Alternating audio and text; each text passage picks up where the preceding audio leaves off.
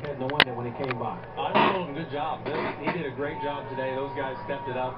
You know that, and I'm proud of my guys for hanging on and for still having the points lead. You know, at the end of the day, we're going to the final two races, and although we'd have loved to have won today in our Aflac Fusion, to be 3 points ahead and then to have the third and fourth place guys farther behind, it looks like it's truly going to come down to Tony and I, and that's going to be a lot of fun. Where'd you guys come up a little bit short today? I know you battled some right front tire issues, but late in the race looked like you had a car that was going to be able to stay in front of the 14. Well, I think Tony said it there, that last restart. I think if I could have stayed in front of him, I'd have been able to get him. The restart before that, he spun his tires, and I felt really good about that one, and he timed it just right on that last restart, hung on my door. But, I mean, I give those guys credit. They've done a good job. But now we get to kind of pull out all the stops here. You know, our Aflac team, we've been hanging on. We're leading these points. We get to pull out all the stops for these last two races. And there couldn't be a better place to finish it than Homestead. So I think folks ought to stay tuned. It's going to get pretty exciting, and I'm just glad Tony and I are out there and we can race for this thing. All right, Carl Edwards, and by the way, as he came down pit road, he told his crew on the radios, guys, keep your heads up. Remember, we are still the points leaders, and we got 2 to go. Alan? Well, let's look at those standings. With 2 races remaining in the chase for the NASCAR Sprint Cup, Stewart and Edwards, virtual tie at the top of the stack, and as was mentioned by Carl, they gained a little ground on Kevin Harvick, Matt Kenseth, and Brad Keselowski today, distancing themselves from the pack. Mathematically eliminated Hamlin, Busch, and Newman. But we go down to the final couple of races with, at this point, a 2-man race for the championship. But again, with Phoenix next week and that unknown element there, I don't know if I'd rule Harvick or Kenseth out or at all. Let's hear from Matt Kenseth, Vince. Well, Matt did move up 1 spot to number 4, and Alan just posed the question with the unknown of Phoenix next week. You never really know what could happen, but how do you view your position 38 points out in 4th with 2 to go?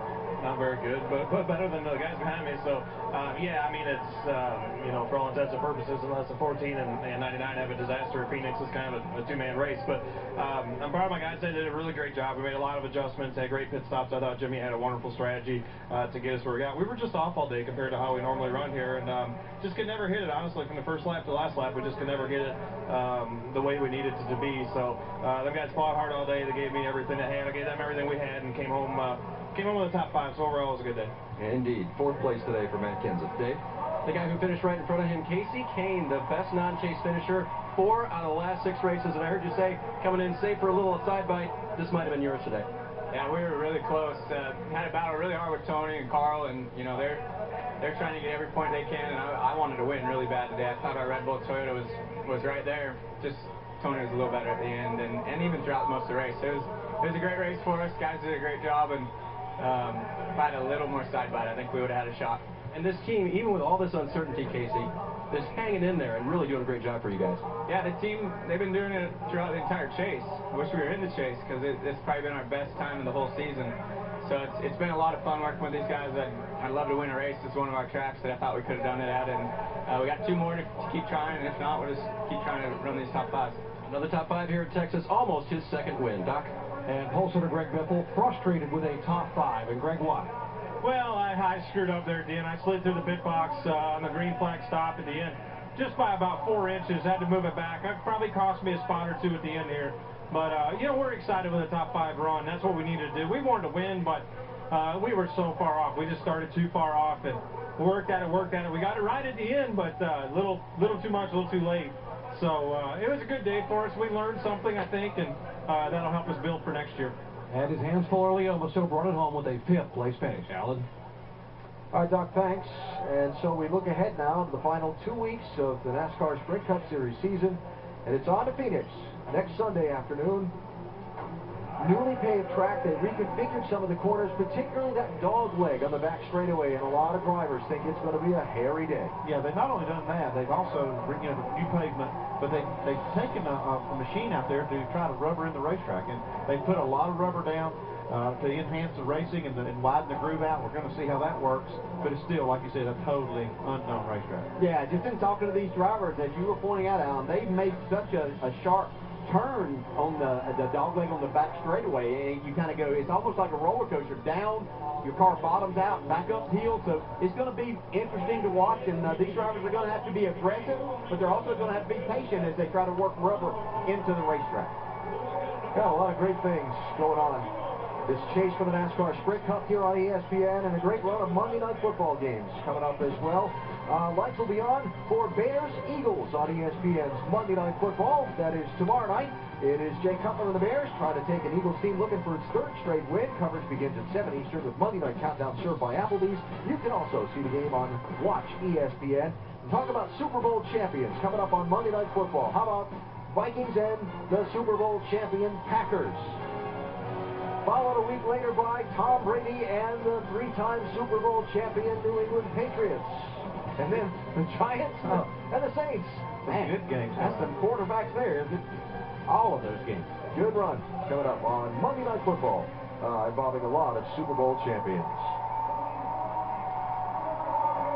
Well, it was mid to late August in Michigan, when the race was over, and Tony Stewart had a finish on the backside of the top 10 and got out of his car and told Dr. Jerry Punch this. I'll be perfectly honest, at this point of the deal, if we're going to run this bad, it really doesn't matter whether we make the chase or not, because we're going to be occupying a spot in the chase that somebody else that actually can run for a championship is going to be trying to take, because our stuff's so bad right now that we're just we're wasting one of those top 12 spots right now. My, how things changed in the course of just a few weeks' time as Tony Stewart went into the championship and has now won 4 of 8. Track promoter Eddie Gossage there, the man who came up with the boxing glove thing. Well, the thing is, you know, you see how he turned the season around in the chase. I'll tell you just how much he's turned it around. If he wins this championship, he'll have less top 5s than any champion since 1950. Even if he gets top 5 the next 2 races. And the 6-shooter celebration. No surprise Tony chooses the black hat instead of the white hat. No, not at all. What a tremendous talent this guy is. You know, we talked about the race team and everything, and it was a line of communication that wasn't there between he and his crew chief and the rest of them there. They got Tony Moore involved. You can see exactly what's happened, but we can't say enough about Tony Stewart. Now, that's not taken away from the other drivers who all have tremendous talent. Carl Edwards, obviously, very much included, but I've said a number of times, Tony Stewart is racer's racer. There might not be any more talented race drivers to drive and win in every type of race car that he's ever been in, and he's showcasing those talents here in the chase. And showing just how hard he drove for 500 miles at this high-speed track, taking a minute to cool off in the middle of all the celebrations and the photos. Yeah, he left it all on the racetrack today. Absolutely. Well, Tony Stewart pulling a Jimmy Johnson, if you will. I thought about that earlier, and now as we look at these numbers, I'm going to actually say it, because winning when it counts the most is going to be the theme of this season for Stewart, just like Jimmy Johnson has done in his run to 5 consecutive championships. And, you know, it's going to be probably Stewart who ends that run, Stewart or Edwards who ends that run of 5 consecutive championships for Jimmy Johnson. Jeff Gordon finished 6th tonight, Doc.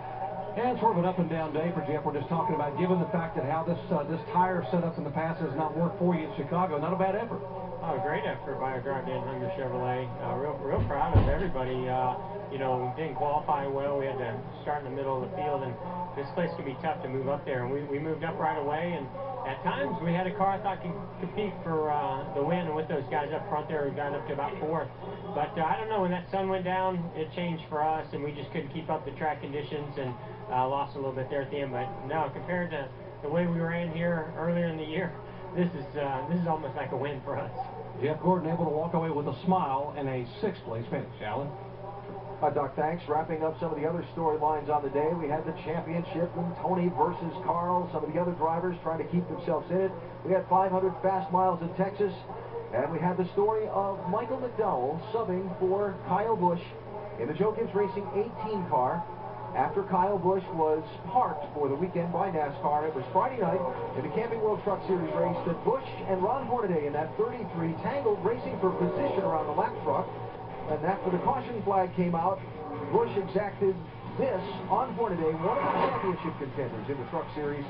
NASCAR on Saturday morning sitting Kyle down for the weekend. Joe Gibbs Racing putting Michael McDowell in that 18 car. And on the day, McDowell scrapped and clawed and finished 33rd, Vince.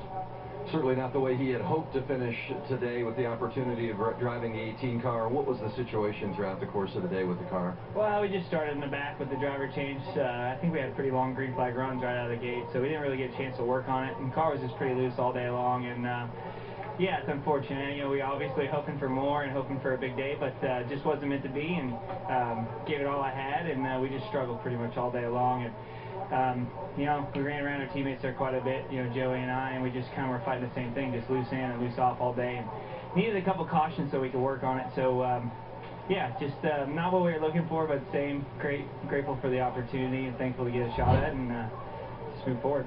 Kyle was on the box. Was there any communication on the radio between him and you during the race? Not that I'm aware of. I don't think I heard him, but yeah, you know, hopefully everything will be back in order next week, and we'll get the 18 Toyota Camry back up front. What have you been told about who will be in the car next week? Will you be in the 18 next week at Phoenix? Well, I'm not really sure. I don't think NASCAR's made a decision on that yet, so I'll be on standby waiting here. Thanks, Michael. Alan? Michael McDowell with a difficult day in that 18 car, finishing again 33rd. Well, as the photos resume in Victory Lane, final thoughts on today's 500 miler in Texas and what you saw? Well, this is just the way it's